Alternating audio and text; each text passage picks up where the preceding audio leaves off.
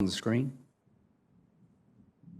And so how do these shameful comments of the President of the United States, his outright refusal to condemn white supremacy, dangerous white supremacy, affect the psychology of groups like the Proud Boys and other violent extremist groups like them, other white nationalist groups that we have seen conduct and carry out such violence? How does it affect the psychology of these groups?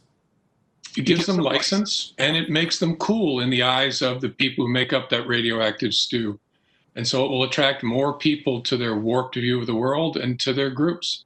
It is a free pass to people that nobody wants in their communities.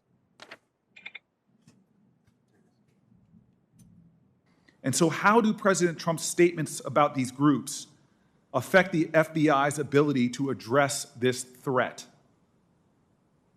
The FBI is fighting a fire of racist violence, and with words like that, the president is using a fire hose to spray gasoline on that fire. And maybe he misspoke. Maybe when he said stand down and stand by, he meant something else. I sure hope for the sake of our whole country, he'll say that today, what he really meant, and condemn these groups. But sir, do you see the connection to the election that is ongoing right now and where we are less than 35 days away from that election? Do you have cause for not just concern, but real alarm about these groups being incited and motivated by the words of the President of the United States towards violent actions? Yes, that's what I meant by using my homely metaphor of spraying gasoline with a fire hose. It creates a dangerous blaze for all of us, not just people of color, but for every community in America that has these thugs and criminals have a presence there ought to worry about this. And the President of the United States should be charged with tamping it down, not letting it free. Our next, Senator Blackburn, in a minute.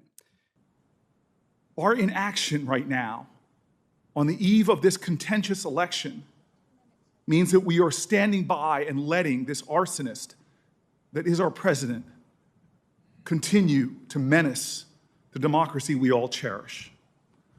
Thank you, Mr. Chairman. Thank you. The democracy we all cherish depends upon law and order.